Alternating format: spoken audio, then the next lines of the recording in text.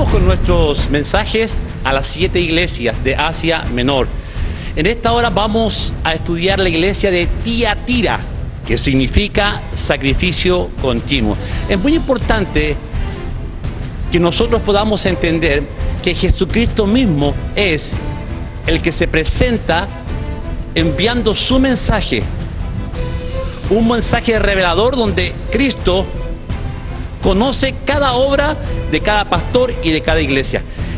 Él las está reprendiendo, Él las está exhortando, Él también alaba a algunas de esta iglesia. Y hoy nos toca el mensaje de la iglesia de Tiatira. Nótese que cuando hemos estudiado la iglesia de Éfeso, de Esmirna, de Pérgamo, estas iglesias tienen algo en común.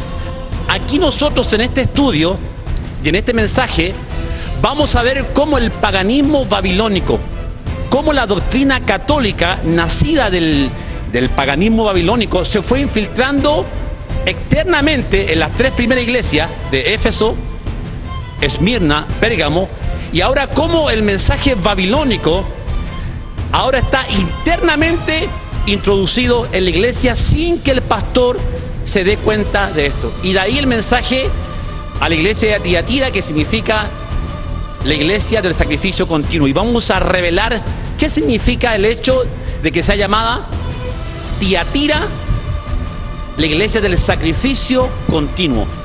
No está dando a entender que es un sacrificio a Cristo, sino que es un falso sacrificio a Baal, a Astaroth, un falso sacrificio babilónico que lo vamos a desentrañar en esta hora. Estas iglesias estaban ubicadas en Asia Menor, donde hoy es Turquía. Cada nombre significa algo. Cada iglesia representa un periodo de la historia de la iglesia. También representa tipos de iglesia que se están dando en el tiempo de hoy. Y también vamos a ver cómo la doctrina que empezó en Éfeso, en Esmirna, en Pérgamo, en Tiatira, en Sardis, Filadelfia, la Odisea, cómo lo que el diablo tramó para arruinar, para dividir la iglesia, cómo ha llegado a nuestros tiempos. Y también vamos a ver cómo la iglesia fiel, la iglesia de Filadelfia, la iglesia de Esmirna, esa iglesia que es alabada por Jesucristo, son iglesias de la cual nosotros tenemos que aprender de lo que Jesús les está alabando y exaltando a estas iglesias por su fidelidad y por su persecución ante el enemigo. Ahora, en Apocalipsis 2:18 dice: y escribe el ángel a la iglesia de Tiatira, el Hijo de Dios, el que tiene ojos como llama de fuego y pies semejante al bronce bruñido, dice esto: yo conozco tus obras y amor y fe y servicio y tu paciencia, y que tus obras postreras son más que las primeras, pero tengo unas pocas cosas contra ti, que toleras que esa mujer Jezabel, que se dice profetiza, enseñe y seduzca a mis siervos a fornicar y a comer cosas sacrificadas a los ídolos. Y le he dado tiempo para que se arrepienta, pero no quiere arrepentirse de su fornicación. He aquí que yo la arrojo en cama y en gran tribulación a los que con ella adulteran, si no se arrepienten de las obras de ella. Y a sus hijos heriré de muerte, y a todas las iglesias sabrán que yo soy el que escudriña la mente y el corazón, y os daré a cada uno según vuestras obras. Pero a vosotros y a los demás que están en Tiatira, a cuantos no tienen esa doctrina y no han conocido lo que ellos llaman las profundidades de Satanás, yo os digo, no os impondré otra carga. Atención acá, que es muy importante. La iglesia de Tiatira es una iglesia que está ubicada, como ya dijimos, en Asia Menor, en la carretera principal del norte de Asia y del sur de Asia. Es decir, fue una iglesia que muchas veces fue invadida, y en el año 90 después de Cristo el Imperio Romano invade esta ciudad. Era una ciudad de sindicatos, de gremios, donde cada gremio tenía a su propio Dios, a su propio patrono, y muchos hermanos que se habían convertido en este sector estaban en esta ciudad. Esta ciudad, donde estaba esta iglesia, es muy importante notar que los hermanos que trabajaban en estos gremios, que sí o sí tenían que trabajar, porque la ciudad era una ciudad comercial que vivía y dependía de su comercio. Aquí se hacían las telas de púrpura, había una planta que se llamaba la rubia y de ahí sacaban el color púrpura y escarlata. Atención con eso, que es muy importante. ¿Por qué? Porque tiene que ver de cómo aquí en Tiatira ya la doctrina de Lucifer, la doctrina babilónica, entra en esta iglesia para la posterior levantarse como la Iglesia Católica Apostólica Romana. Nosotros en esta hora no estamos juzgando y no queremos juzgar a la Iglesia Católica ni a sus líderes. Simplemente vamos a hacer una historia y vamos a entregar una revelación que mucha gente no tiene ni la mayor idea de lo que pasó en esa iglesia y de cómo se formó la Iglesia Católica. ¿Cuáles fueron las doctrinas que dejó a un lado y las que permitió que entrara a través de los sacerdotes babilónicos? Y cómo esa doctrina está afectando hondamente a la verdadera iglesia de Cristo, fomentando la idolatría, fomentando la adoración a ángeles, fomentando la oración de santos, como lo vamos a ver, fomentando los sacramentos, que ponen a los sacramentos como la salvación y no como Cristo, como nuestro Salvador. Todos esos detalles los vamos a ver en la iglesia de Tiatira. Ahora, los hermanos que trabajaban en estos sindicatos sí o sí tenían que adorar al patrono de ese sindicato. Y para ellos se les era muy difícil poder adorar a estos ídolos porque ellos eran cristianos. Ellos habían recibido a Cristo como Señor y Salvador. Pero sin embargo hubo un remanente que se mantuvo fiel. Pero la mayoría del remanente estaba en la iglesia, iba al sindicato y ahí adoraban a otros dioses, a Baal, a Moloch, a la diosa Diana. Y de ahí que Jesús nos da una tremenda revelación y Jesús exhorta al pastor de esta iglesia, reprende al pastor de cómo él tenía los ojos cegados y estaba permitiendo que una doctrina que posteriormente iba a ser la doctrina católica se fomentara en esa iglesia. Y de ahí la importancia de este mensaje. Ahora, si escudriñamos el contexto que hemos leído sobre la iglesia de Tiatira, encontramos que en Apocalipsis 2:18 dice: y escribe el ángel a la iglesia de Tiatira, el Hijo de Dios, el que tiene ojos como llama de fuego y pies semejantes al bronce bruñido, dice esto. Nótese que en la iglesia de Esmirna Jesús se presenta como el Hijo del Hombre. Y sin embargo aquí en la iglesia de Tiatira se presenta como el Hijo de Dios, es decir, Dios mismo a través de su Hijo va a juzgar, va a exhortar y va a revelar el veneno que Satanás está introduciendo a través de doña Jezabel. El que tiene ojos como llama de fuego denota que cuando la Biblia dice en Apocalipsis capítulo 1, cuando se le revela a Jesús a Juan, Juan dice que vio los cielos abiertos y dice que vio a un jinete cabalgando en un caballo blanco. Su nombre era Fiel y Verdadero, que juzga y pelea, y que sus ojos eran como llamas de fuego. Wow, atención con eso, que interesante. Que en primer lugar, los ojos de llama de fuego es juicio que está viniendo a esta iglesia. Significa que Jesús está viendo algo que el pastor no está viendo, porque está cegado el pastor de la iglesia de Tiatira, y Jesús les va a revelar una verdad, pero va a sacar a la luz la doctrina de Satanás y qué es lo que el diablo está haciendo a través de sus ministros, a través de sus siervos. Atención con eso, que es muy interesante, como lo que también el diablo está haciendo a través de los falsos apóstoles, a través de las falsas profetas, apóstolas, porque ahora también hay apóstolas. La Biblia nunca nombra que hay mujeres llamadas apóstolas. Y Dios, a través de su Hijo, se está revelando a esta iglesia y le está mostrando cuál es su pecado, que para Dios es, atención, abominación lo que está haciendo esta mujer. Ahora, cuando dice ojos de llama de fuego, denota justicia, denota la santidad de Dios viniendo a esta iglesia para purificarla, y si no se arrepienten traerá juicio. Así es. Nótese que también dice que los pies de Jesús eran de bronce bruñido. ¿Qué significa esto? El bronce bruñido significa cuando el metal ya está listo, ya está acabado, se pule. Los pies de Jesús están pulidos en su santidad. La santidad de Cristo es tan grande que sus pies pueden ser refulgentes como el bronce bruñido. Donde Él pone sus pies, ahí hay santidad, ahí hay verdad, ahí hay justicia. La palabra justicia está relacionada con verdad. Entonces Jesús se está revelando a esta iglesia, está poniendo sus pies, trayendo juicio, pero también mostrando lo que el diablo está haciendo dentro de esta iglesia. De ahí la revelación de este mensaje. En Apocalipsis 2:19 dice: yo conozco tus obras y amor y fe, servicio y tu paciencia, y que tus obras postreras son más que las primeras. Había un remanente aquí, y siempre Dios deja o tiene a un remanente. El mundo puede estar en caos, pero siempre va a haber a un Noé, pregonero de justicia.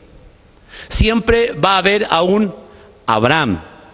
Siempre va a haber un Moisés. Ahí está. Siempre Dios tiene un remanente. Hoy, en este día donde hay apostasía, en este siglo donde estamos viendo corrupción, terremotos, tsunamis, calentamiento global, depravación mundial en todas sus esferas, desde la política hasta las esferas sociales, culturales, todo está entrando en una terrible corrupción. Pero sin embargo hay una iglesia fiel, una iglesia que predica la sana doctrina y permanece fiel hasta la venida de nuestro Señor Jesucristo. Entonces Dios está conociendo lo que hace esta iglesia. Nótese que Dios conoce tus obras. Dice: yo conozco tus obras. Dios, Yahweh, conoce la obra de cada pastor, de cada iglesia. Que todo lo que usted haga por la causa de Jesucristo tendrá su recompensa en los cielos. Así es.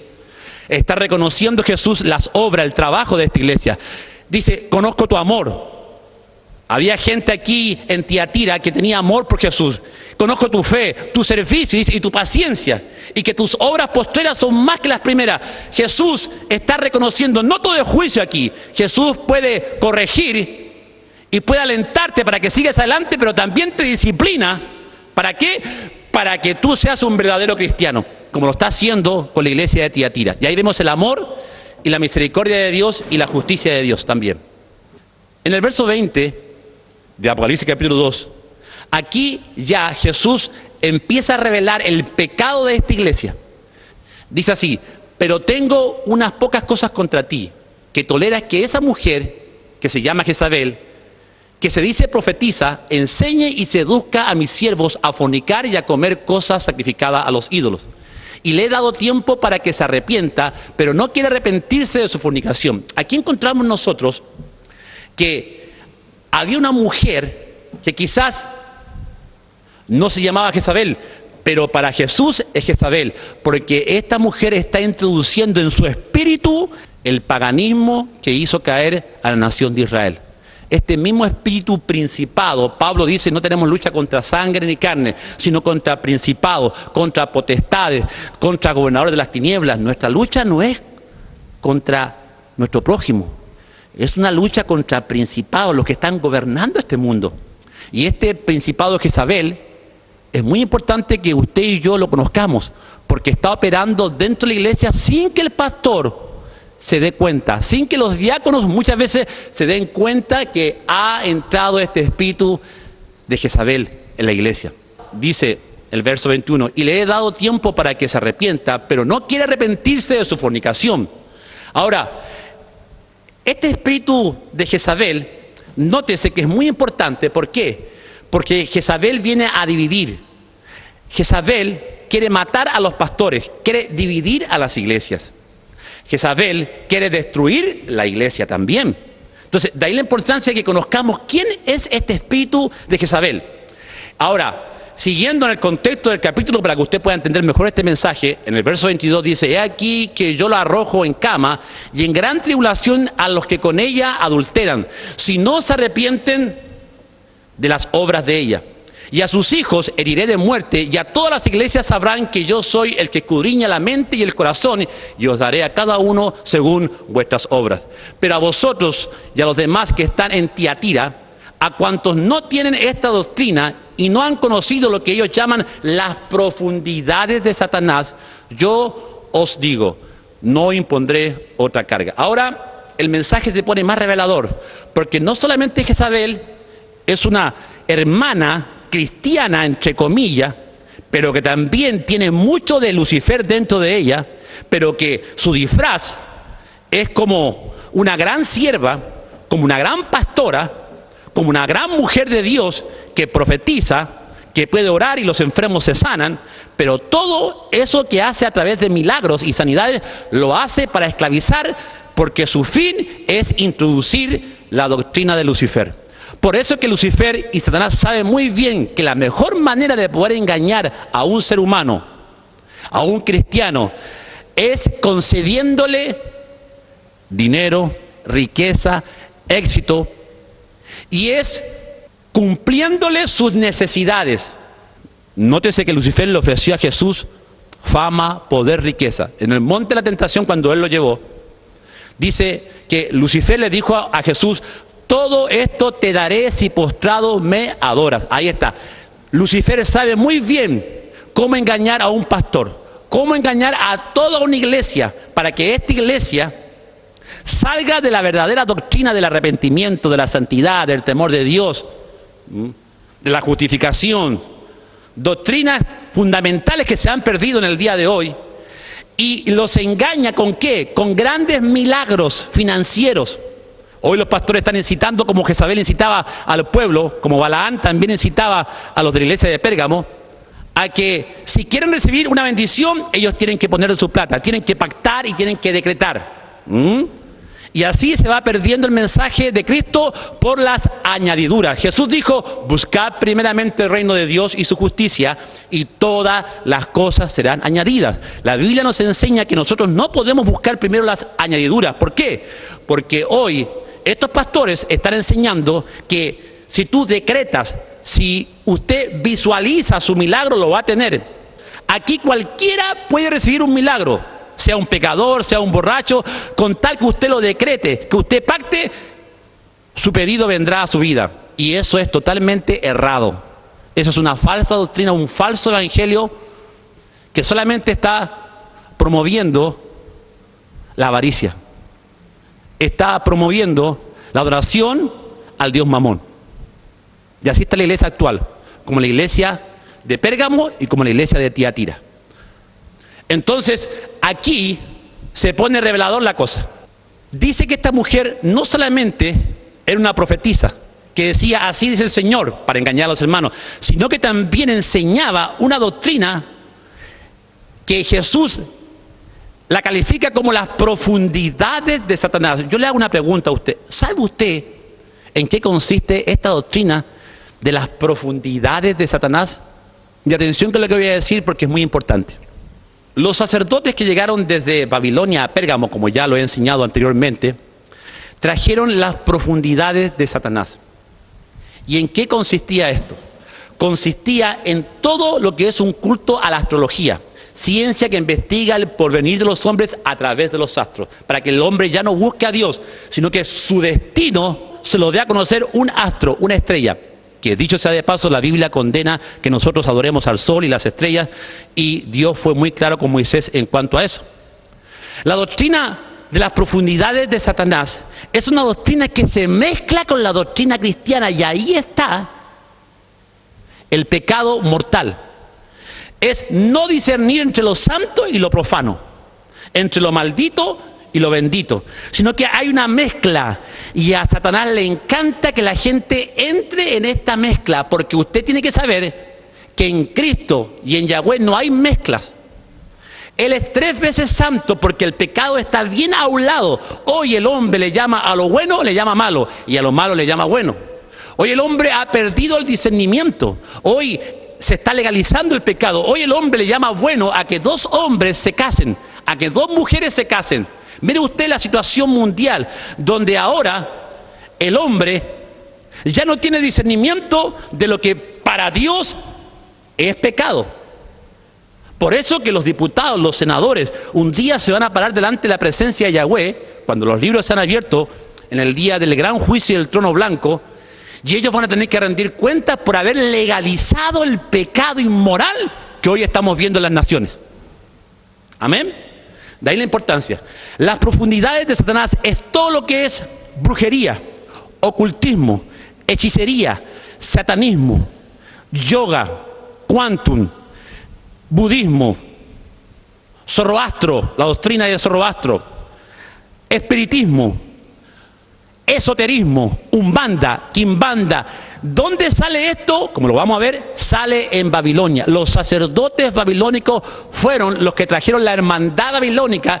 Por eso que las logias masónicas tienen en sus doctrinas todas estas enseñanzas ocultistas sacadas de los griegos, ahí, los romanos, al libro masón, la doctrina de los egipcios, ahí al libro masón, la doctrina de la cabra de los judíos, ahí al libro masón, y han hecho un sincretismo. Y este mismo sincretismo solamente los iluminados podían entender o conocer esta doctrina de Jezabel, que era no para todos, sino para los iniciados. ¡Wow! Eso es lo que se está introduciendo en las primeras iglesias de Éfeso, de Esmirna, de Pérgamo y ahora en la de Tiatira. El ocultismo babilónico entrando a la iglesia primitiva, infectando a la iglesia y habiendo una mezcla entre lo santo y lo profano. Por eso es que Yahweh le dijo al pueblo de Israel: vosotros, en Ezequiel 10, no pudisteis discernir entre lo santo y lo profano. Y por eso que ellos fueron enviados 70 años a Babilonia. Y esto fue lo que le pasó al pastor de la iglesia de Tiatira. Él no pudo discernir entre lo santo y lo profano. No pudo discernir que la hermanita, la pastora, la líder, tenía un espíritu de Jezabel que estaba incitando a los jóvenes, a la congregación, a comer comida sacrificada a los ídolos, que estaba enseñando las profundidades de Satanás. ¡Wow! ¡Qué tremendo!, ¿no? El espíritu de Jezabel que atacó a Tiatira está atacando hoy nuevamente a la iglesia de Cristo. De ahí que nosotros podamos entender, amados hermanos, que este espíritu que entró en la iglesia de Tiatira, del cual dio a luz la iglesia católica y formó la doctrina, nótese que hablamos de la doctrina de Jezabel, y así en forma rápida vamos a ver cómo esta iglesia de Tiatira representa el comienzo de la iglesia católica apostólica romana, con la doctrina de Jezabel. Porque la iglesia católica tiene doctrinas que no están en la palabra de Dios, que no fueron establecidas por los apóstoles, ni tampoco fueron enseñadas por Cristo, ni por Pablo. Son doctrinas de hombre, repito, son doctrinas de hombre que Pablo le dice a Timoteo que se cuidara de aquellas doctrinas de hombre. Por ejemplo, en el año 321 Constantino se convierte, y nunca se convirtió porque era pagano, e introdujo todo el culto babilónico que estaba en Pérgamo, quebrantó los 10 mandamientos, uno de los 10 mandamientos, cambió el Shabbat, el día sábado, y lo llevó al domingo, porque el domingo se celebraba al dios Invictus, al dios Sundai, al dios Sol, el esposo del dios que adoraba a Jezabel, Baal, el dios Sol, el dios del día domingo. Y cuando usted encuentra que esta doctrina de Jezabel se introdujo en la iglesia de Tiatira, Tiatira representa, como ya estoy diciendo, el comienzo de nuevas doctrinas que son de hombres. Constantino, en el año 321, él declaró al imperio romano cristiano. Y aquí la mezcla se hizo efectiva. Ahora, esta doctrina de Jezabel se legaliza. Atención con ustedes, se legaliza bajo el imperio romano, haciendo concilios para legalizar esta doctrina. ¿Cuáles doctrinas? Por ejemplo, en el año 1964 los cristianos no tienen que ser como los judíos. Ordena que ningún cristiano podía juntarse o ser como un judío. Y empieza a perseguir a los judíos. Es decir, nuestras raíces hebreas fueron pisadas. Y hay un odio que Constantino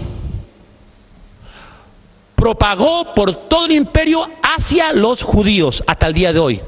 ¿Se da cuenta? Como Jezabel, que odia a los profetas de Dios, que odia a los Elías, que usurpa la autoridad de Dios y trae la autoridad de Lucifer a esa iglesia o a esa ciudad. Ahí está. Mire cómo a través de Constantino se empieza a perseguir a los judíos. Martín Lutero habló muy mal sobre los judíos. Juan Calvino también odió a los judíos. Los padres de la iglesia siguieron la misma tradición. No digo que todos estaban errados, porque Martín Lutero tuvo cosas buenas, Juan Calvino también. No lo estoy condenando a ellos, estoy diciendo que ellos fomentaron el odio a los judíos y que esa es la parte negativa de ellos, porque también tienen partes positivas. Entonces, mire cómo Jezabel sigue matando a los judíos, sigue levantando un odio feroz en contra de los judíos a través de Constantino, que cambió hasta el día sábado y lo llevó al domingo.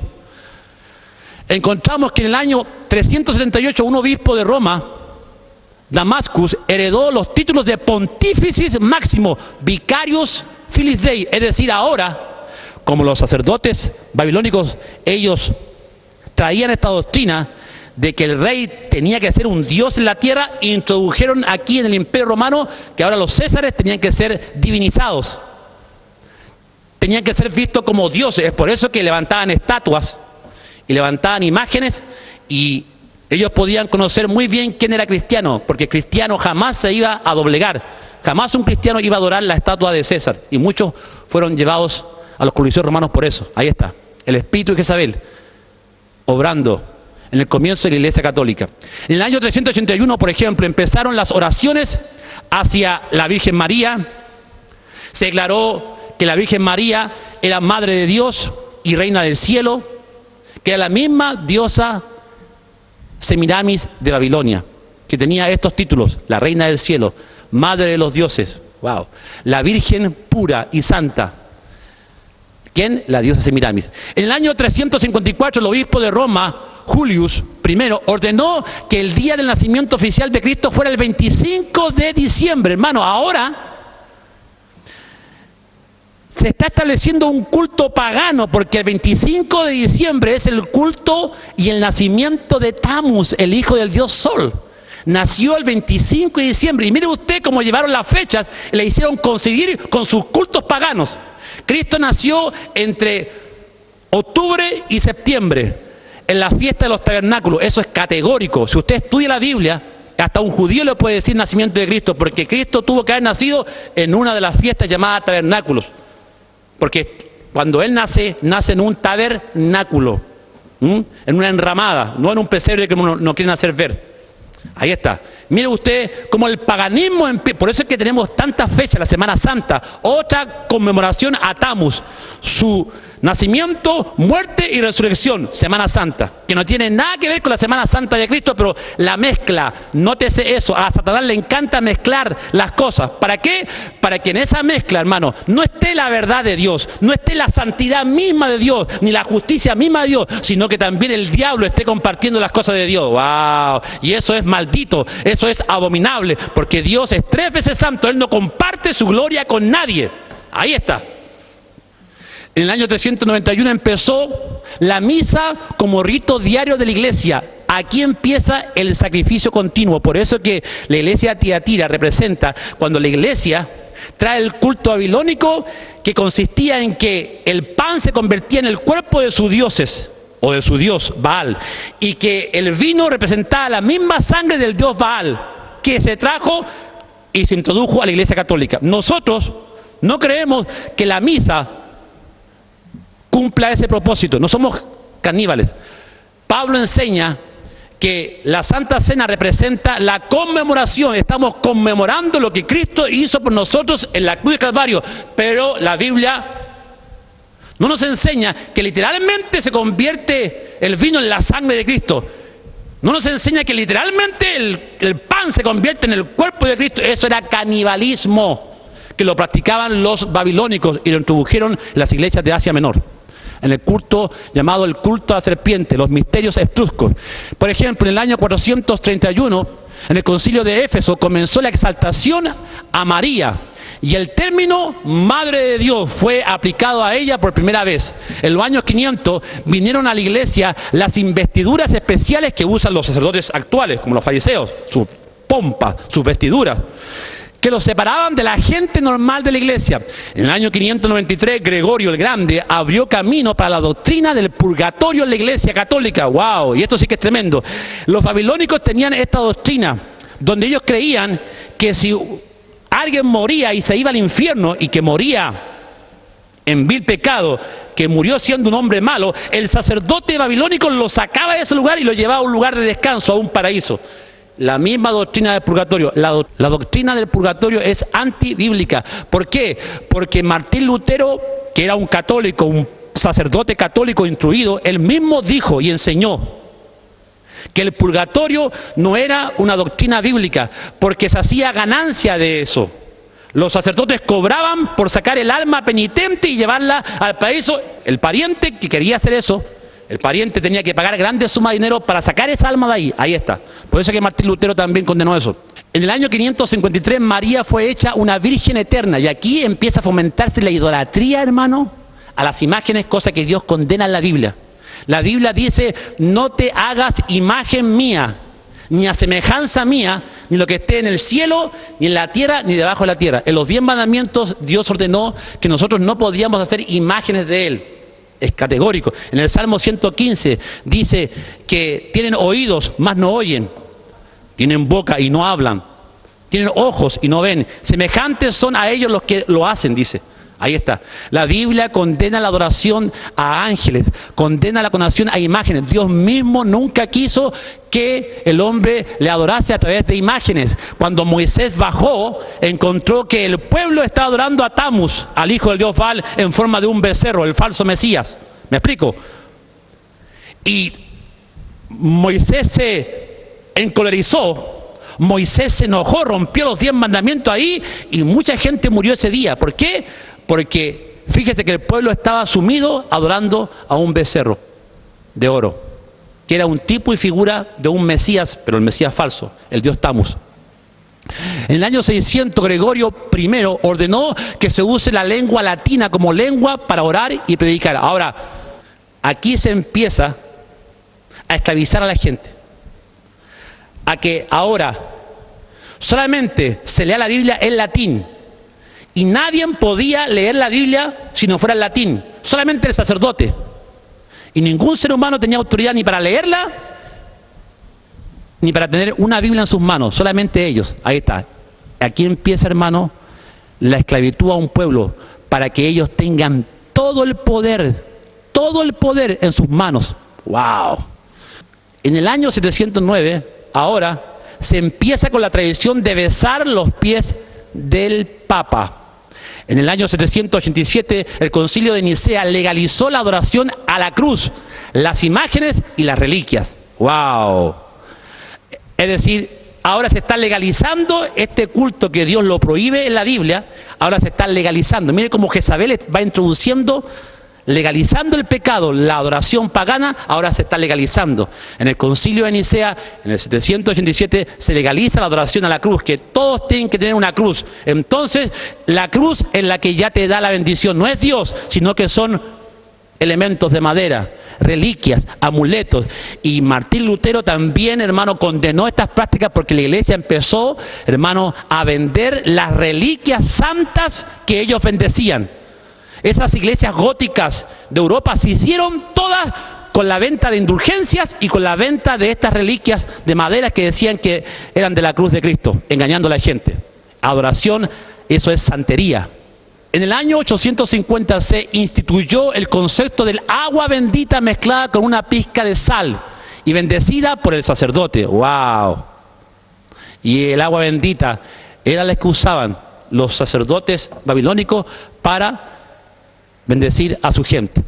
En el año 890 empezó la adoración a San José, la adoración a los santos.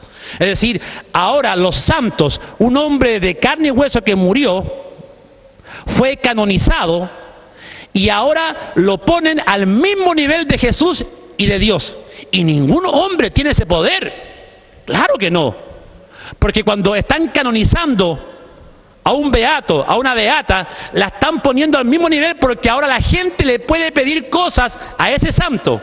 Porque ese santo ahora tiene casi los mismos poderes de Dios, que empieza a conceder deseos y cosas a aquellos que oran a Él, aquellos que rezan a Él. Y eso es totalmente prohibido por la Biblia. Solamente Jesucristo, el Padre, son dignos de alabanza, de honra y alabanza. A Él le debemos toda la honra, la gloria y alabanza. ¿A quién?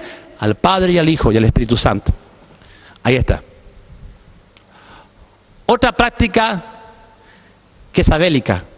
En el año 1079, el Papa Bonifacius VII estableció el celibato sacerdotal mandatorio. Y mire usted las consecuencias que ha traído el tema de que los sacerdotes no se pueden casar. La pedofilia, hermano. Cómo en estos últimos años los escándalos de pedofilia son tremendos. Se están llevando a tribunales de justicia sacerdotes, hermanos, que la iglesia los está encubriendo por años, hermanos, que han violado a esos niños que vienen al catecismo, a esos niños que han sido bautizados, que ellos mismos lo han entrado en la primera comunión según la doctrina de la iglesia católica, porque la iglesia evangélica no hace esas cosas. A esos mismos niños que el niño está mirando como a su pastor, a ese sacerdote, que está mirando a ese hombre como un hombre enviado de Dios, porque le está enseñando la palabra, ese mismo enviado de Dios ahora lo está violando. Ahí está, en el año 1079. Y Pablo enseña que los pastores tienen que ser casados. Cuando manda la carta a Timoteo, le dice: los obispos sean maridos de una sola mujer, que sean hospedadores, no dados al vino, con buen testimonio. ¡Wow! Pablo enseña que los sacerdotes tienen que ser casados. Y mire usted las consecuencias y los perjuicios que trajo este edicto en el año 1079 por el Papa Bonifacio, donde establece el celibato sacerdotal. En el año 1090 se empieza con la costumbre de usar el rosario. Y esto sí que es babilónico. El rosario lo tenían los sacerdotes babilónicos para contar las oraciones que ellos hacían al dios Baal, al dios Sol. Y mire cómo se introdujo el rosario. Usted no necesita de ningún rosario. La Biblia dice: al que pide se le dará, al que golpea se le abrirá, al que busca encuentra. Así es. Inmediatamente, si usted ora al Señor, Dios va a conceder sus peticiones conforme a su voluntad. En el año 1184, el Concilio de Verona estableció la Inquisición a los herejes. ¡Wow! ¿Cuánta gente murió por tener una Biblia en su casa? Murió porque no quería confesar la religión católica y quería tener su propia religión. Fueron torturados, hermano. La Inquisición, hermano, es la máquina de matanza más cruel de la historia de la humanidad.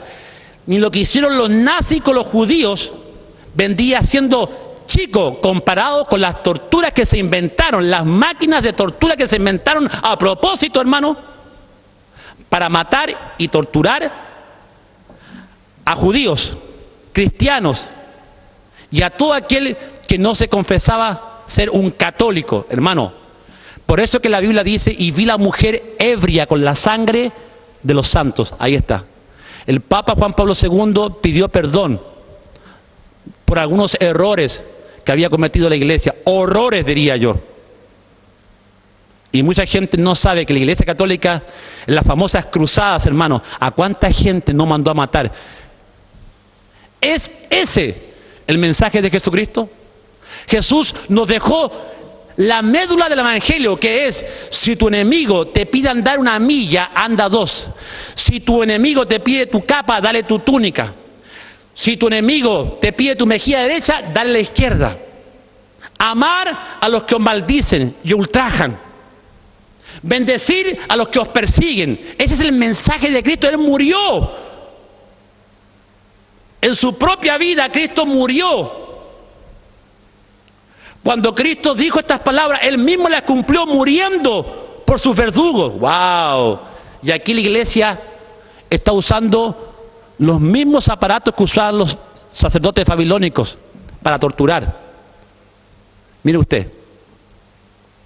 En el año 1190 se empezó la venta de bulas e indulgencias con las cuales se perdonaban los pecados a los hombres. Es decir, usted tenía licencia para pecar, tenía que pagar una gran cantidad de dinero, y cuando usted pagaba, la iglesia le daba un indulto donde usted podía pecar tranquilamente. Mire usted, eso sí que es una herejía. Cristo murió por nuestros pecados. La Biblia dice: la sangre de Jesucristo nos lava y nos limpia de todo pecado. De abogado que si alguno hubiese pecado, abogado tenemos para con el Padre, a Jesucristo el justo. Ahí está. Jesucristo es el que Dios estableció para perdonar nuestros pecados, y no una iglesia, no un sacerdote. ¿Me estoy explicando? Y mire usted cómo la iglesia se ha alejado de la verdadera doctrina de Cristo. En el año 1215, el Papa Inocencio III impartió la confesión auricular de los pecados al sacerdote en vez de a Dios, por lo menos una vez al año. Es decir, aquí empieza, hermano, la confesión de pecados que hizo al sacerdote más pecador que el que venía a confesar sus pecados, porque él escuchaba todo el pecado del pueblo todo el día, y ese hombre quedaba cargado, hermano, y se hacía más pecador que el que los traía. ¿Me explico? La Biblia dice que tenemos que confesar nuestros pecados a Jesucristo porque Él es fiel y justo. Si confesamos nuestros pecados, dice, Él es fiel y justo para perdonarnos de toda maldad, dice la Biblia eso, en Juan. ¿Me explico? Ningún hombre en la tierra puede perdonar los pecados a otro hombre. En el año 1220, el Papa Honorato III decretó la adoración a la hostia. Y la hostia, hermano, dice 3 letras: H, I, S. Si no lo sabía, ya lo sabe. En nuestros mensajes le recomiendo que vea el mensaje Las raíces oscuras del Islam, donde ahí hablamos sobre el simbolismo de la hostia, que representa la H, que sale en la hostia, representa a Horus, la I a la diosa Isis y la S al dios Set. Los 3 dioses babilónicos, los 3 dioses de Egipto. Ahí está. Hostia redonda, que hace alusión al dios Sol. Usted se la está comiendo. Mire cómo Jezabel, mire cómo la doctrina de Tiatira se establece posteriormente en los años hacia adelante. En el año 1229 el Concilio de Valencia prohibió la Biblia de los laicos y la colocó entre los libros prohibidos. Miren, y aquí empieza el oscurantismo, donde no hay Biblia para leer, donde el pueblo no se instruye, donde la familia no sabe qué es la palabra de Dios o qué es lo que dice Dios para nuestras vidas, qué nos demanda Dios para nuestras vidas. Nadie podía leer la Biblia, solamente un sacerdote. Y por eso que el periodo del oscurantismo se habla de brujería, se habla, hermano, de el nacimiento de las organizaciones secretas, porque si hay una cosa reveladora es que cuando se prohibió leer la Biblia, cuando la gente ya no tenía conocimiento, porque Jesús dijo, conocerás la verdad y la verdad os hará libre. Jesús dijo, escudriñad las Escrituras, porque os parece que en ellas tenéis la vida eterna. Ellas son las que hablan de mí, dice. ¡Wow! La palabra de Dios dice que bendito todo aquel que escudriña la palabra de Dios. Entonces, como nadie podía tener la Biblia, entonces nacen las sociedades secretas, los Illuminatis de Baviera. Más que nada se fortalecen estas sectas de misterios, se fortalecen en este periodo donde la iglesia declaró que nadie podía leer la Biblia. Entonces el diablo se entronizó en la edad medieval, y es por eso que encontramos la edad de las brujas. ¿Por qué? Porque el diablo estaba entronizado, porque la Biblia había sido guardada y leída solamente por los sacerdotes. ¡Wow! ¡Qué tremendo!, ¿no? En el año 1439 el purgatorio fue proclamado como dogma de fe. ¡Wow! En el año 1545 se establece en el Concilio de Trento la doctrina de la tradición de la iglesia y la Biblia son de igual autoridad. Es decir, toda la tradición apostólica romana tiene la misma autoridad de la Biblia. ¡Wow! ¿Cuál tradición? La tradición babilónica. Mire cómo ahora se está legalizando más todavía las costumbres babilónicas paganas, poniéndola al mismo nivel de la Biblia. En el Concilio de Trento también se establece los libros apócrifos, libros que no son inspirados por el Espíritu Santo, que los padres de la iglesia los sacaron. Hablaron de ellos que no eran buenos para introducirlos dentro de las Sagradas Escrituras, y aquí los están introduciendo. Ahora la doctrina de Satanás se está legalizando dentro del canon bíblico. Mire usted, en el año 1547 en el Concilio de Trento se declara que hay de aquel que hable en contra de los sacramentos de la iglesia. Porque si alguien no acepta que los sacramentos salvan al hombre, entonces esta persona va a ser excomulgada. ¡Wow! Los sacramentos jamás pueden salvar al hombre. Jesucristo es el que salva al hombre, pero no los sacramentos. Pero ahí está la doctrina de Jezabel entrando en la iglesia. En el año 1854, Pío IX promulgó la Inmaculada Concepción de María, fomentando la adoración a las imágenes. En el año 1870, en el Concilio Vaticano, aseguró la infalibilidad del Papa en materias de fe y moralidad. O sea que el Papa es infalible. Es decir, ejemplo, si el Papa es acusado de pedofilia, Si el Papa es acusado de haber participado en sacrificios humanos de niños, él es infalible. No hay ley en contra de él. Y por favor, estudie las demandas que se le hicieron en el Tribunal Europeo al Papa Francisco, donde se le acusa de haber participado con el otro Papa saliente, Benedicto, de ritos de sacrificios de niños. Lo que estoy diciendo es fuerte, pero busque usted ahí en Google y ponga ahí el 9º círculo de Lucifer y va a ver usted ahí de qué se le está acusando al Papa Francisco. Nótese que en Argentina ya él tenía un proceso. Antes de ser Papa estaba siendo acusado de haber permitido el secuestro de niños. ¿Para qué? Hermano, Jezabel, Baal, Moloch, que son tremendos dioses de las élites mundiales, piden sacrificios de niños. Ellos piden, sí o sí, un niño tiene que ser sacrificado. Entonces ellos necesitan a estos niños para ser sacrificados. Lo que estoy diciendo es algo horroroso, terrible, pero hay documentación que usted la puede buscar por internet, de los testimonios de los demandantes que están haciendo en Bruselas al Papa Francisco. Busque ahí el 9º círculo de Lucifer y se va a poder instruir más de lo que estoy diciendo. En el año 1965 María es nombrada Madre de la Iglesia.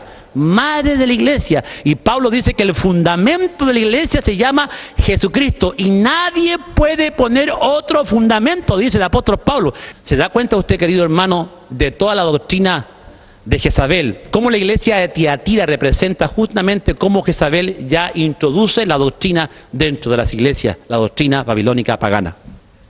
Si nosotros empezamos a profundizar en la doctrina de Jezabel, como dice la palabra de Dios, y en las profundidades de Satanás, encontramos que el pastor de la iglesia de Tiatira se convirtió en un apóstata de la fe sin que él se dé cuenta.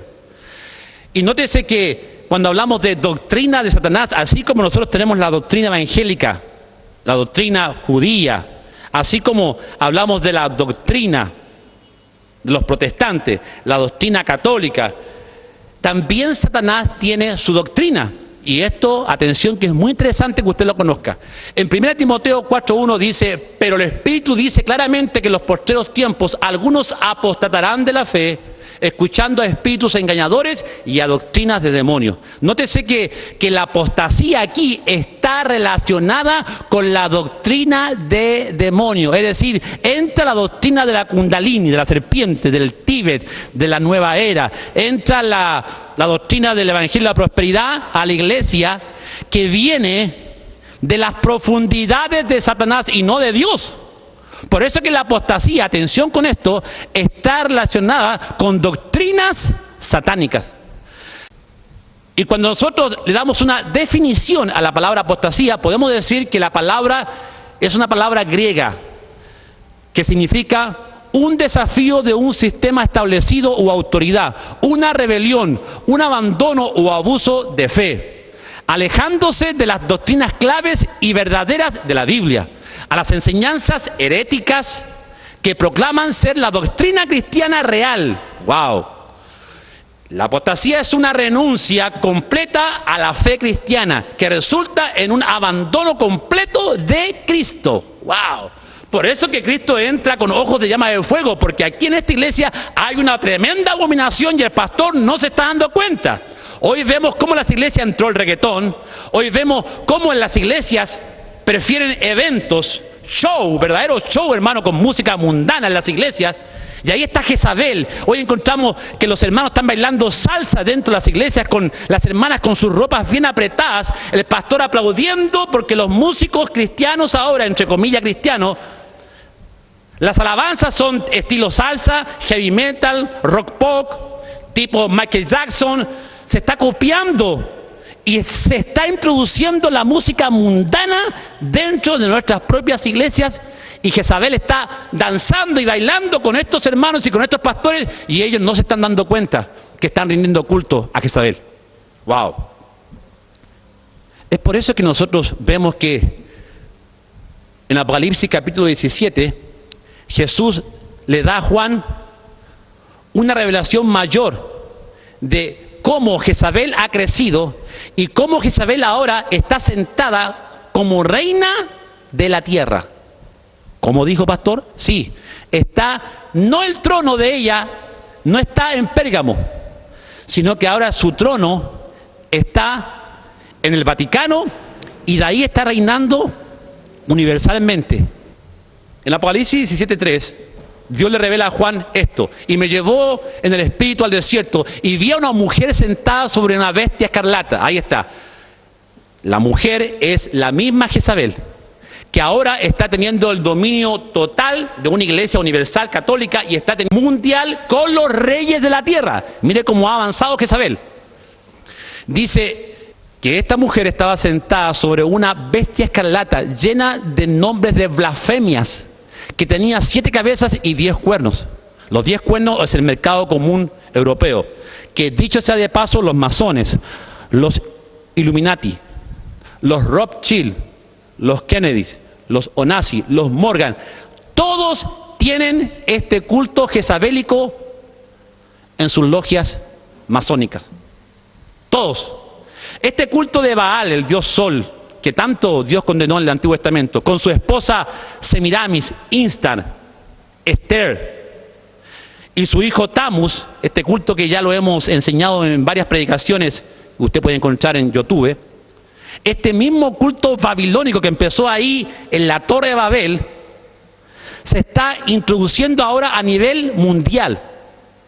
Este culto lo encontramos en Ezequiel capítulo 8, donde mujeres estaban endechando a Tammuz, ahí está, y los sacerdotes del templo estaban con sus espaldas vueltas a Dios, adorando al sol naciente, al sol de los masones. O sea que el mismo culto nunca se terminó, está vigente hasta ahora. Y Jezabel lo trajo. Y Jezabel ahora, la misma que está en Tiatira, ahora está entronizada en estas logias masónicas. Wow. Dice, y la mujer estaba vestida de púrpura y de escarlata. En la iglesia de Tiatira habían curtidores de cuero, de ropas, donde el principal comercio era teñir las ropas de color púrpura y escarlata que usaban los babilónicos, que usaban los sacerdotes de la magia, de los hechizos de Babilonia, que vinieron a Pérgamo y luego se estableció en el Vaticano. El color de las capas de los cardenales son púrpura y escarlata. Ahí está.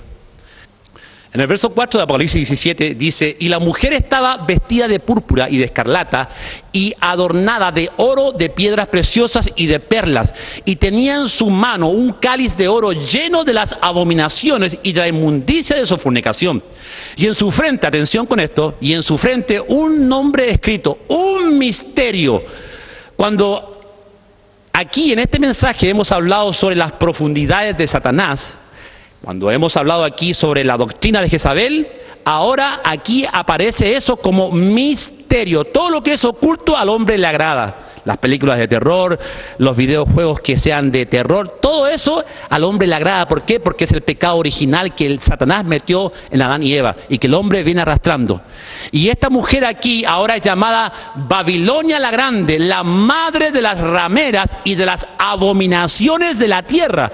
Es decir, que el mensaje de Jezabel llenó toda la tierra a través de la hechicería, el ocultismo, la magia blanca, magia negra, espiritismo, sacarte la suerte a través de las manos, el tarot, la astrología, el yoga, el quantum, el hinduismo, el gnosticismo.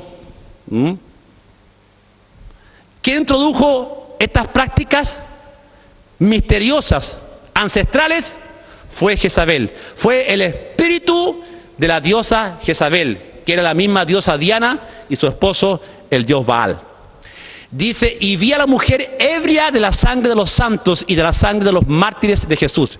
Y cuando la vi, quedé asombrado con gran asombro. Claro, ¿por qué Juan se asombra? Porque se supone que esta mujer, que es un tipo y figura de una iglesia, se está prostituyendo.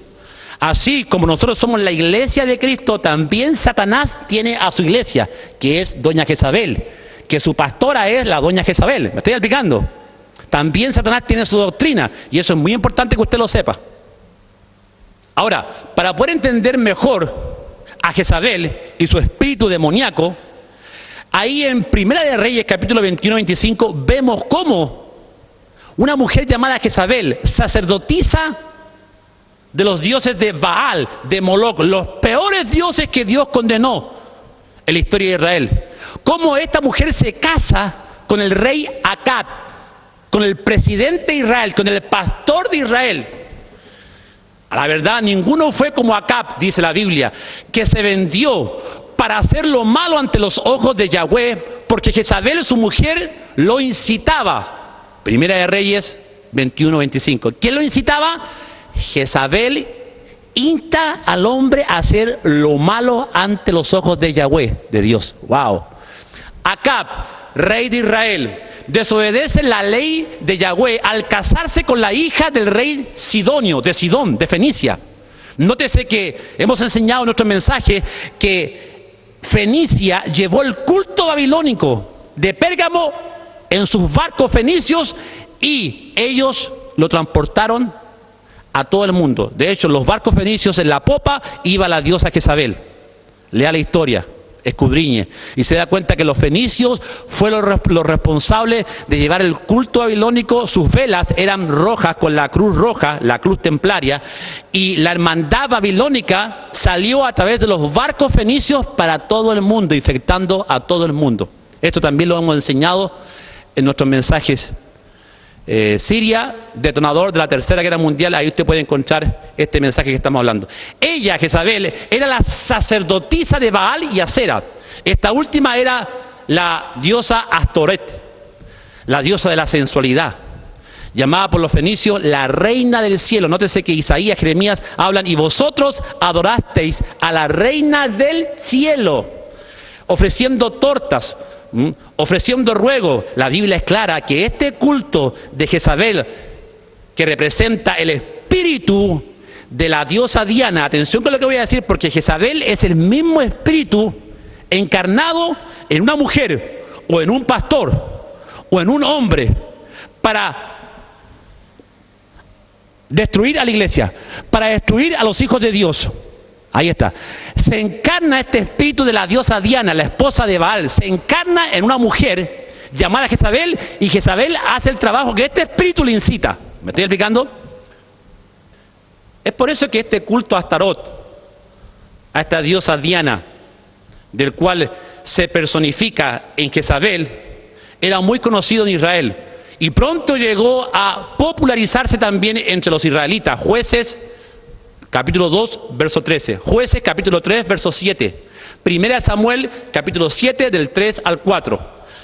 Se luchó continuamente contra esta forma de idolatría. Nótese que Salomón perdió el reino por haber permitido que entrara este culto y esta doctrina de Jezabel a su vida y a la nación de Israel. Dice que Salomón en Primera de Reyes 11:33 dice que Salomón murió encorvado adorando a los peores dioses, a Baal, Moloc, a la diosa Astarot, que representaba este culto de la triada de Baal, su esposa Semiramis y su hijo Tamu. Bueno, Salomón murió encorvado adorando a estos dioses.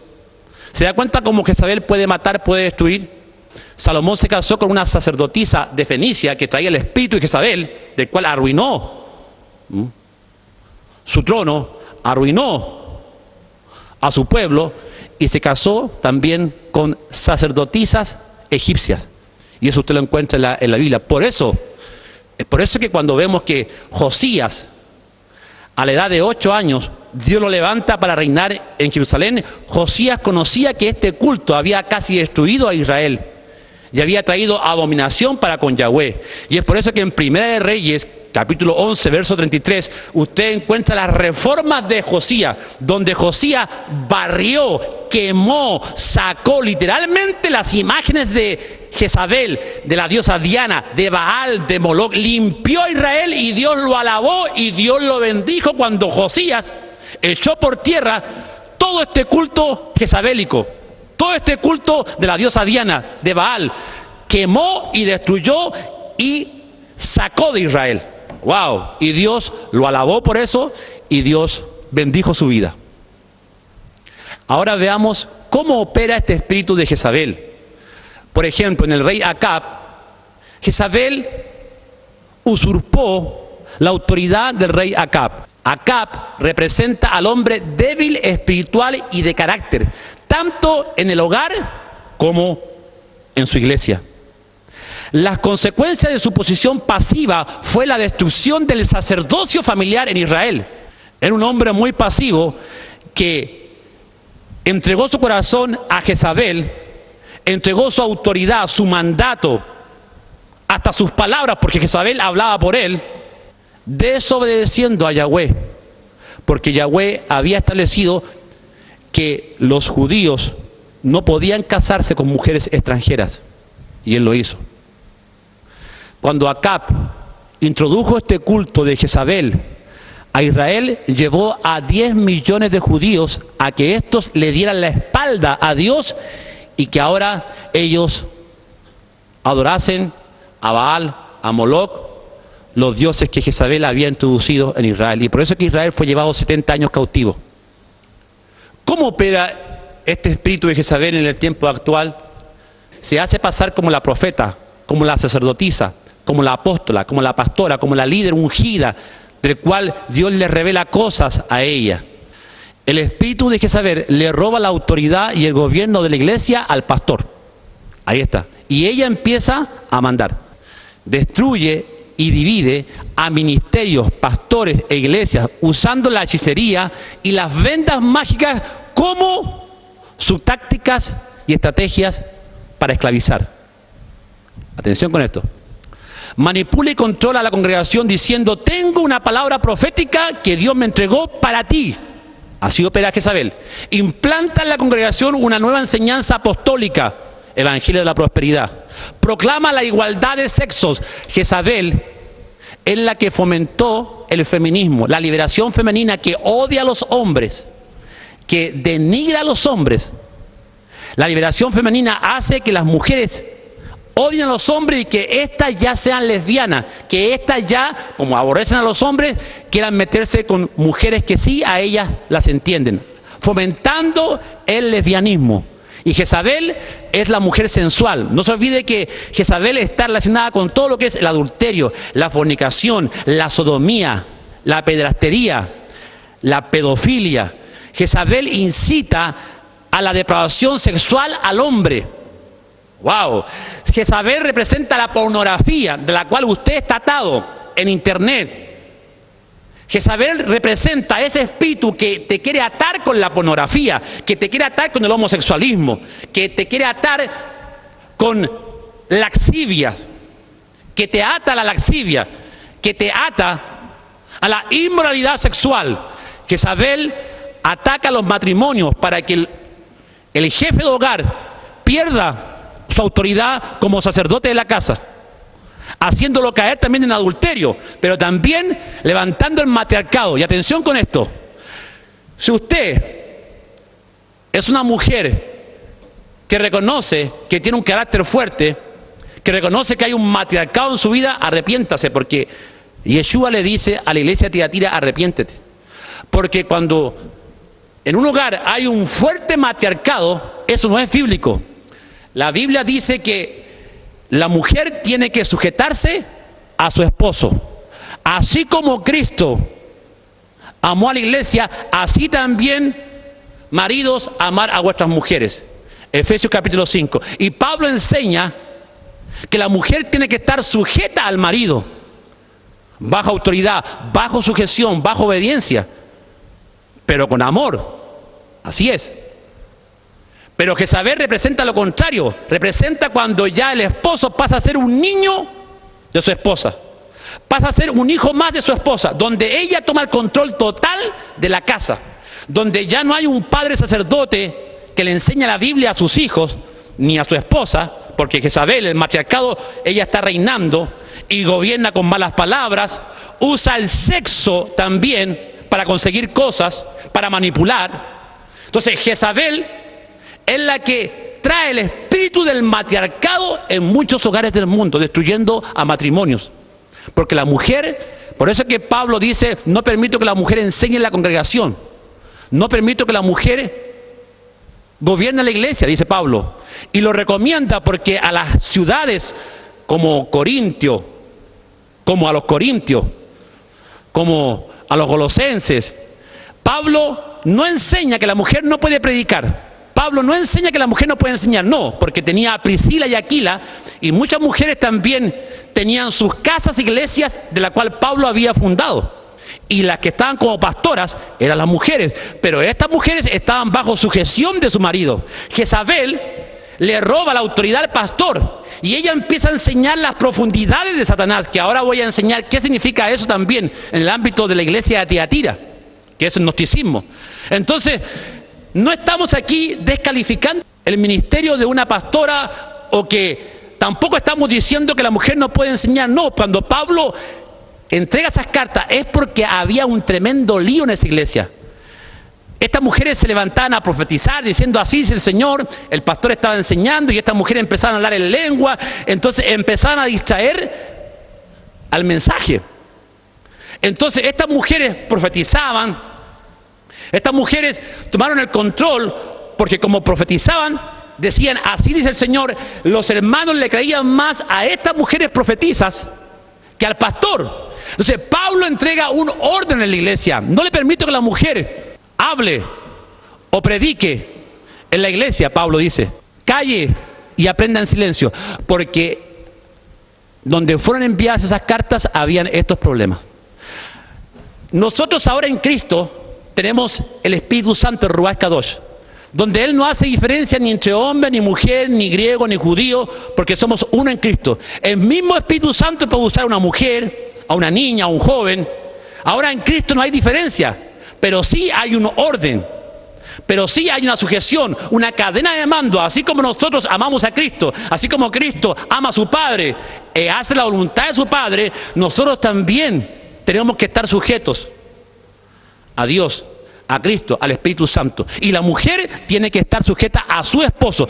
Danger, peligro es cuando una pastora hace lo que quiere en su iglesia. Peligro es cuando una profetisa toma el control de una iglesia donde una pastora no se sujeta a ningún concilio de pastores. Cuando una pastora está gobernando como una llanera solitaria a su iglesia y hace lo que quiere en su iglesia, manipula a la congregación y fomenta la liberación femenina, porque yo conozco iglesias, hermano, donde la pastora predica, enseña, hace de todo ella. Y la gente la idolatra, hermano.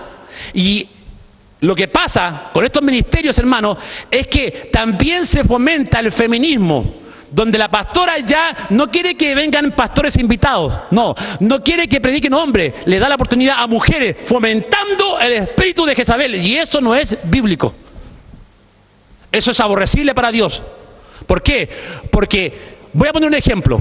Nosotros somos la iglesia de Cristo. Y Cristo es nuestra cabeza, es nuestro esposo. Cristo, ahora nosotros te vamos a enseñar a ti. Es totalmente ilógico. Por eso es que la familia representa un tipo, sombra, figura de cómo se maneja el reino. Tenemos a un padre a quien nosotros nos sometemos. A su hijo también nos sometemos. Cadena de mando espiritualmente hablando. Hacemos la voluntad de nuestro Padre, no nuestra propia voluntad. Entonces cuando una pastora o un pastor empieza a hacer de su iglesia que su congregación lo adoren y lo miren como un super pastor, un super apóstol, un super ungido, entonces esa iglesia está perdiendo el mensaje de Cristo. Porque Cristo nunca se atribuyó ninguna jerarquía apostólica en el sentido de autoexaltarse a sí mismo. Cristo lavó los pies. Cristo fue ejemplo de ser un pastor. Él antes de irse le dejó la mayor muestra de amor y servicio que ningún hombre ha dejado en la tierra. El mismo Rey de Reyes, Señor de Señores, el que había resucitado, está lavando ahora los pies de sus discípulos antes de irse, diciéndoles: sirvan a los hombres y ustedes no se sirvan de ellos. ¿Me explico? Por eso que la Biblia dice en Filipenses, dice que siendo Dios, no quiso ser igual a Dios como cosa que aferrarse, sino que se despojó a sí mismo tomando forma de siervo. Y estando en la condición de hombre, se humilló a sí mismo. ¡Wow! Se humilló a sí mismo. Es decir, dejó su gloria, dejó sus privilegios, dejó su honra que tenía arriba con los ángeles. ¡Wow! Dejó su autoridad que él tenía pero no dejó su divinidad como Dios, no lo dejó. Pero fue un ejemplo de cómo un rey celestial majestuoso se hace hombre y le sirve al hombre. ¡Wow! Ese es el deber de todo pastor. Es por eso que Jezabel aborrece a Dios, a su hijo y a Ruach Kadosh. Aborrece a los hombres ungidos de Dios. Jezabel aborrece el verdadero arrepentimiento y conversión. No le gusta que la gente se convierta y se arrepienta. No, quiere que la gente sea liberal. Que los jóvenes estén con aritos, que se tatúen, que vengan a la iglesia con chorcitos cortitos. Un mundo liberal. Jezabel fomenta, salvo siempre salvo. Lo que tú hagas no importa, al final eres salvo igual. Peca, hagas lo que quieras, porque al final Dios te va a salvar igual. Ese es el espíritu de las profundidades de Satanás. Jezabel aborrece la santidad y el temor de Dios. Por eso que en las iglesias de hoy no se está predicando un mensaje de temor de Dios, de santidad. No se predica. ¿Por qué? Porque su doctrina es de Jezabel. Aborrece el nuevo nacimiento y el discipulado. No quiere que la gente sea discipulada. Por eso que ya ahora no encontramos discipulados en las iglesias. Encontramos encuentros. Encontramos que la gente es llevada a los famosos encuentros, preencuentro, posencuentro, escuela de líderes. Y se va fomentando una generación que no ha tenido un encuentro personal con el Espíritu Santo, quebrantando su corazón, quebrantando su vida, haciéndolo nacer de nuevo y viviendo en santidad. Por eso que atención con esto, Jezabel es la que fomenta estos cultos misteriosos como el que trajo Ignacio de Loyola en los años 1800. Él introdujo las células, él introdujo los encuentros, los posencuentros, cuando la gente es llevada a sanarse y en esos encuentros se hacen gritar a la gente, se hacen que la gente retroceda a su infancia y pueda visualizar los pecados, las heridas. Y eso no es bíblico. Porque eso fue lo que introdujo Ignacio de Loyola a través del movimiento de los jesuitas. Esos G12 no viene de ahora, no es una invención de César Castellano. Lo introdujo, lea, intrúyase, Ignacio de Loyola. Ignacio de Loyola fue un hombre esotérico, que hasta él lo vieron levitar. Es decir, Ignacio de Loyola tenía y conocía los misterios babilónicos. También él los conocía, estos misterios babilónicos, que Ignacio de Loyola introdujo en la Iglesia Católica, la manera cómo sanar a una persona, cómo salvarla a esta persona a través de esta sanidad interior, a través de esta doctrina esotérica, como la que se enseña en los encuentros. Esta doctrina de Jezabel se la introdujo a Ignacio de Loyola y hoy encontramos el G12, donde el G12 solamente fomenta la visión de multiplicación y deja a un lado al Espíritu Santo, deja a un lado la santidad, porque a ellos lo único que les interesa es multiplicarse. Pueden venir miles de gente, no importa quién esté en la iglesia, no importa si en esa iglesia no hay un convertido, no hay un nacido de nuevo, no, lo que importa es la multiplicación. Y se deja a un lado el nuevo nacimiento. Por eso que estas iglesias celulares están llenas de gente convencida, pero no convertida. Llenas de gente creyente, pero no discípulos de Cristo. Por eso que estas iglesias van, la gente entra y se va. Van, entran y se van. ¿Por qué? Porque no están cimentadas en la sana doctrina, no están cimentadas en la palabra de Dios. Cuando la Biblia dice que Jezabel estaba incitando a los hermanos de Tiatira a comer cosas sacrificadas a los ídolos, los estaba incitando a la fornicación, al adulterio, significa que Jezabel enseñaba que lo más importante del ser humano era el espíritu, que al final lo que estaba atajando que el espíritu pueda ser libre es este cuerpo corrupto, este cuerpo carnal. Y Jezabel enseñaba que este cuerpo siempre iba a ser carnal y que ya no había solución para eso. Entonces ellos podían pecar, podían adulterar, salvo siempre salvo, hagamos lo que hagamos, pequemos lo que pequemos, al final Dios nos salva igual, porque lo importante, enseñaba Jezabel, era el espíritu. Tú puedes en tu espíritu amar a Dios, pero en tu carne tú puedes adulterar, tú puedes comer comida sacrificada a los ídolos, no importa. Dios perdona eso, porque a lo que Dios le importa es tu espíritu. Esa es la doctrina que enseñaba Jezabel. Entonces los jóvenes eran liberales. ¿Me explico? Y Pablo dice que nuestro cuerpo es templo del Espíritu Santo de Dios. No podemos hacer lo que queramos con este cuerpo. Nuestro cuerpo es templo del Espíritu Santo, de Ruach Kadosh. Y dice, y si alguien destruyere el templo, el cuerpo, Dios lo va a destruir a él, dice la palabra de Dios. ¡Wow! ¿Me explico? La Biblia dice, de toda cosa guardada, guarda tu corazón. La Biblia dice en Primera de Tesalonicenses 5:23, que guardemos irreprensiblemente nuestro espíritu, nuestra alma y nuestro cuerpo. Somos tripartitos y las tres cosas tenemos que cuidar. En nuestro espíritu amamos a Dios. Nacimos de nuevo a través de la palabra. En nuestra alma nosotros decidimos buscar a Dios. En nuestra alma está nuestro yo, nuestra voluntad. Y nuestra voluntad la hemos ofrecido a Cristo Jesús. Y en nuestro cuerpo están todo lo que es nuestros sentidos, nuestros deseos. Y este cuerpo tenemos que guardarlo, no mostrarlo en Facebook con poca ropa, como muchas hermanas lo hacen. Tenemos que cuidar nuestro cuerpo. Jezabel usa las vendas mágicas para engañar a la congregación. En Ezequiel capítulo 13, verso 20 dice, por tanto así ha dicho Yahweh el Señor. He aquí yo estoy contra vuestras vendas mágicas, con que cazáis las almas al vuelo. Yo las libraré de vuestras manos y soltaré para que vuelen como aves las almas que vosotras cazáis volando. Es decir, estas vendas mágicas eran amuletos, eran vestiduras que eran ungidas por Jezabel o por estas sacerdotisas que seguían a Jezabel. Y las vendían como amuletos de la buena suerte, por así decirlo. Vendían estas vendas mágicas que podría hacer esto, diciendo yo he orado por esta venda, tiene la unción. ¿Le parece conocido eso?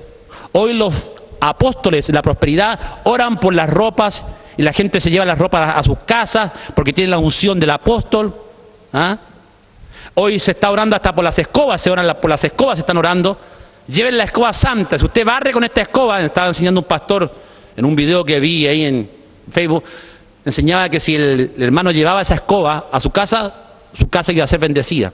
La escoba santa, el chicle santo, la saliva santa, wow, el manto apostólico santo.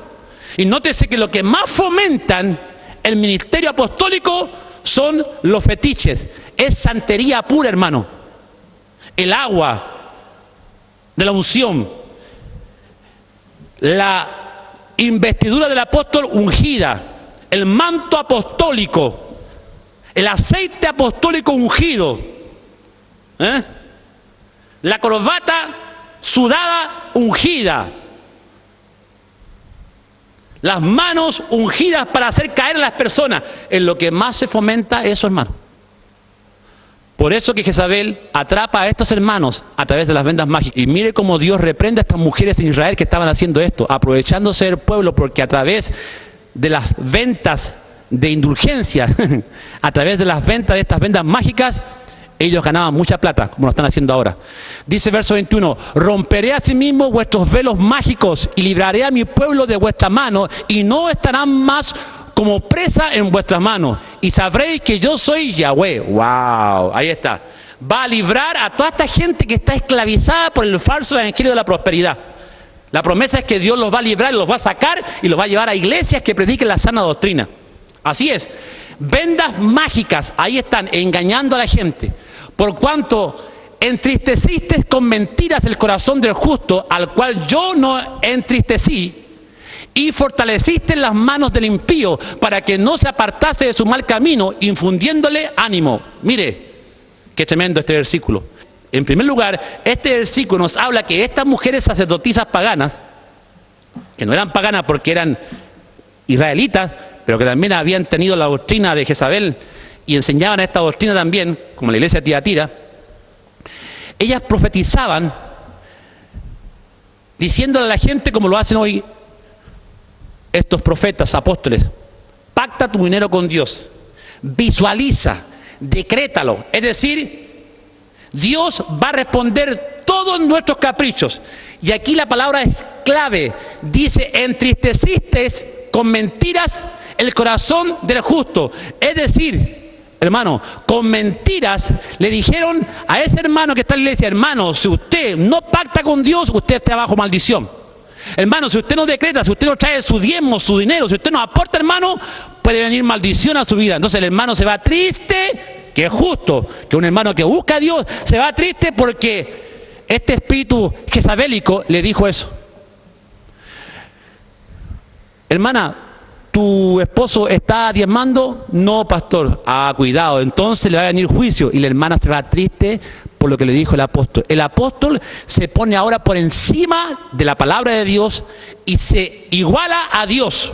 ¿Me estoy explicando? Lo dijo mi apóstol. La palabra del apóstol hoy en día es como que si fuera la palabra de Dios, hermano.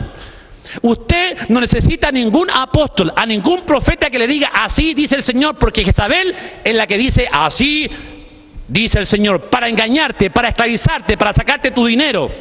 No, la Biblia dice que tenemos la palabra profética más segura, en la cual hacemos bien, dice, para estar atentos, alumbrando como una antorcha. Ahí esté. Usted no necesita que nadie le diga nada, hermano, porque en la palabra de Dios está nuestro pasado, nuestro presente y nuestro futuro. Ahí está la bendición que se resume en Mateo 6:33. Buscad primeramente el reino de Dios y su justicia y todas las cosas serán añadidas. Ahí está su bendición.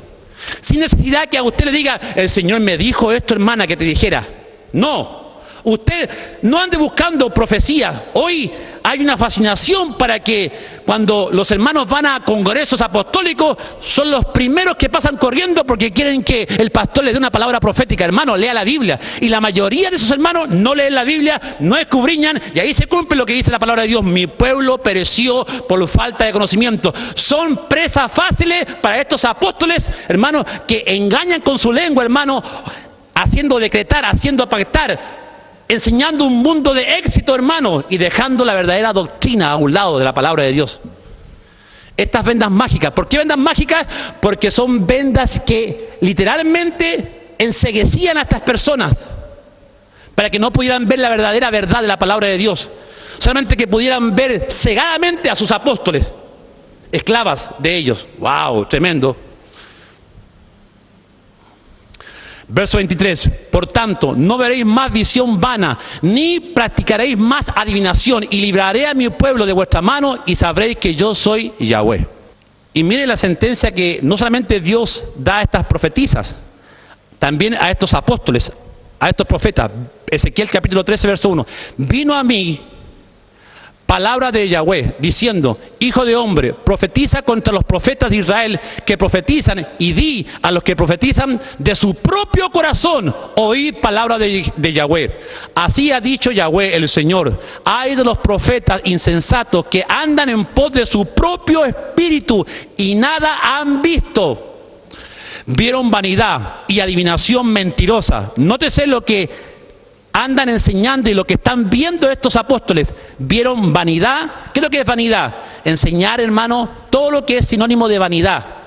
El evangelio de la avaricia. Hacer que la gente solamente quiera el dinero.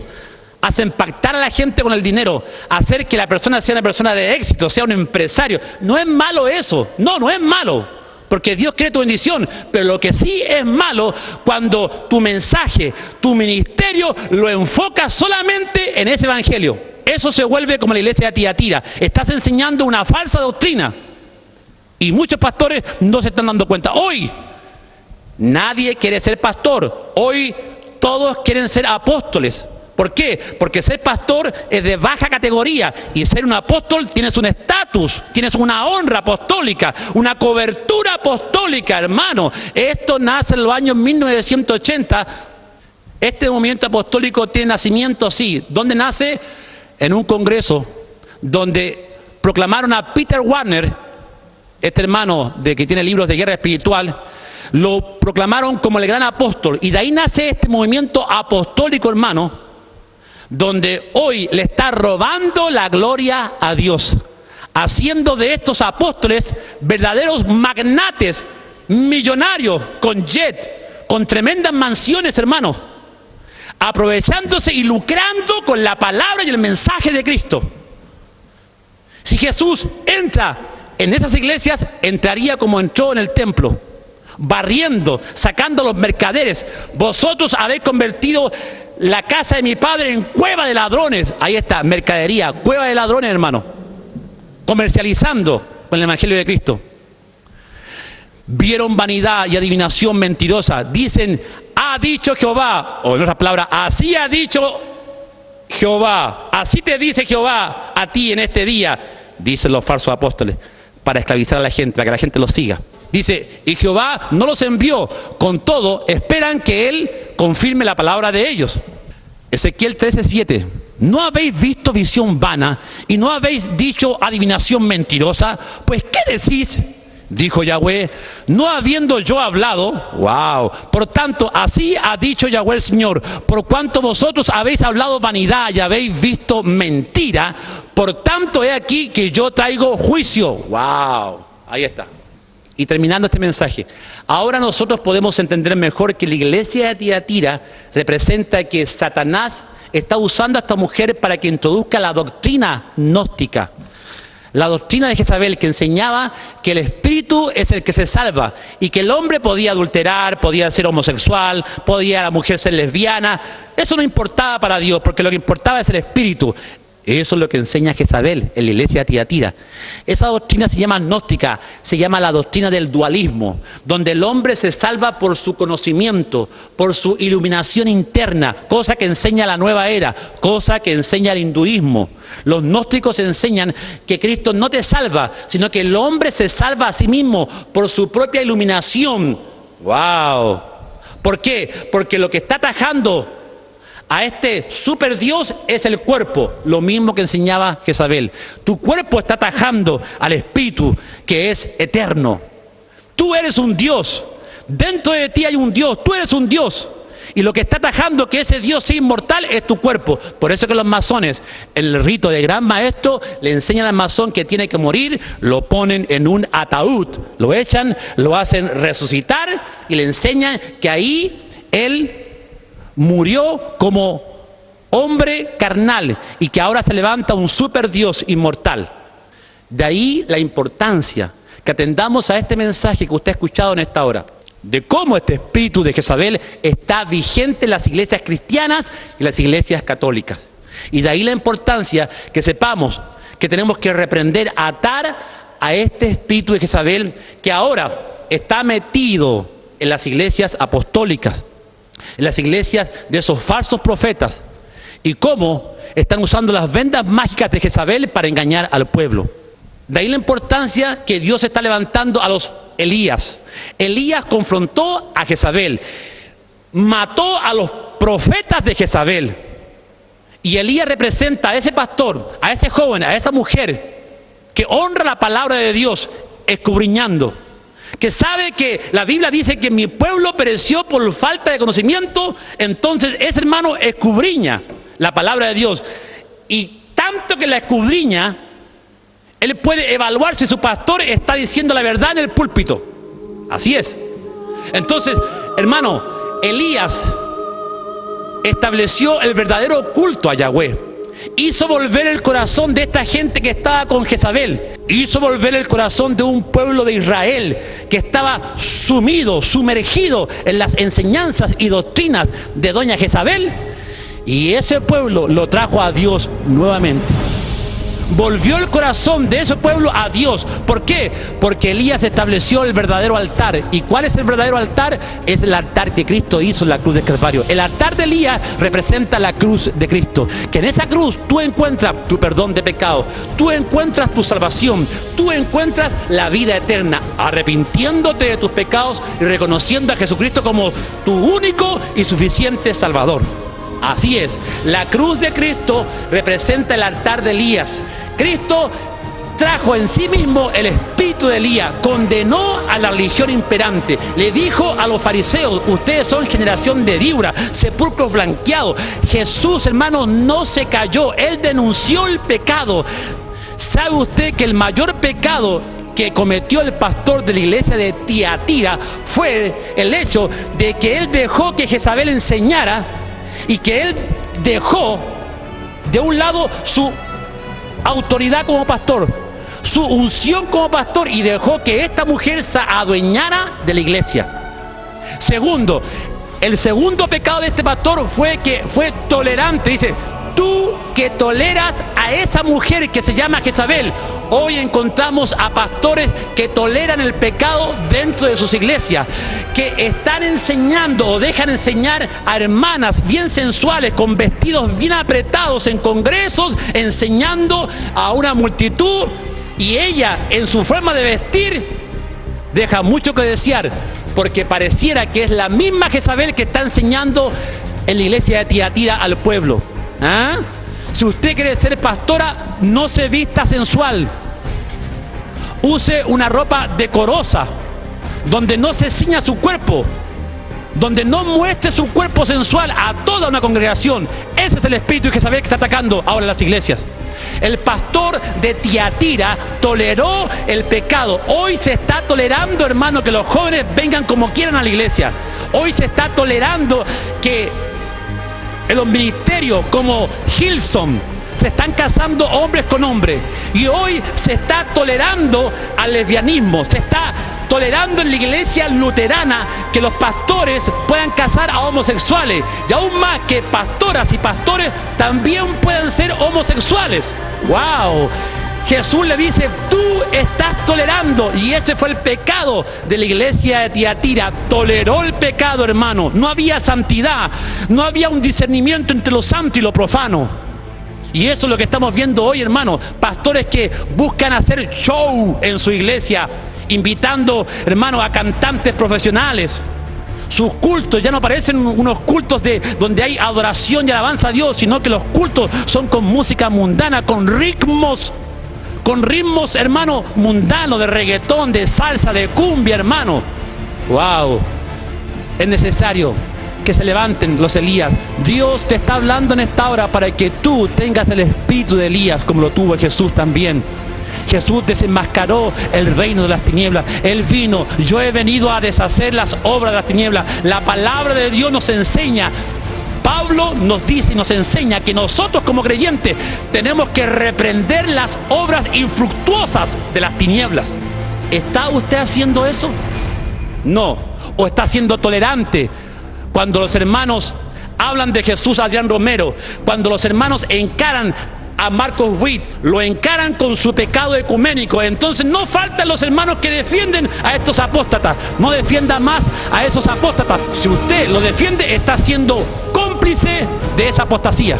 Cállese y deje que Dios levante a hombres que han escudriñado la palabra de Dios para reprender a esos falsos hermanos. La Biblia es clara, dice, con 2 o 3 testigos repréndelos para que estos hermanos entren en disciplina. Y si no te escuchan, tenlos como gentiles y publicanos. Ahí está. Dios te está llamando en esta hora. Busqué hombre que hiciese vallado y que se pusiese en la brecha a favor de la tierra, y no lo hallé.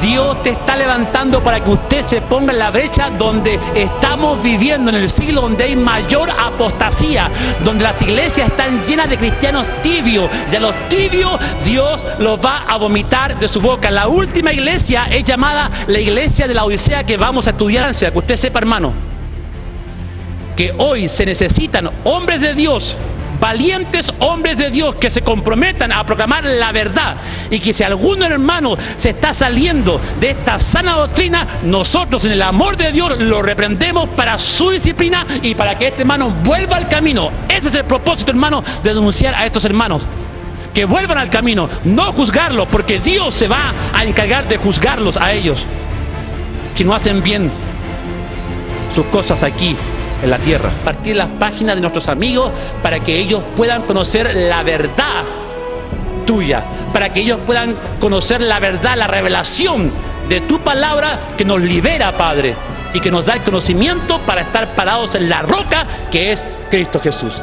Le damos gracias en esta hora, Señor, y bendecimos a todos los hermanos que están bajando y descargando estos mensajes para mostrárselos a sus pastores en sus iglesias. Bienaventurados son aquellos hermanos que están descargando estos mensajes, bajándolos, compartiéndolos, para que la iglesia sepa la verdad. Le damos gracias. Yeshua Mashiach. Amén, y amén, y amén.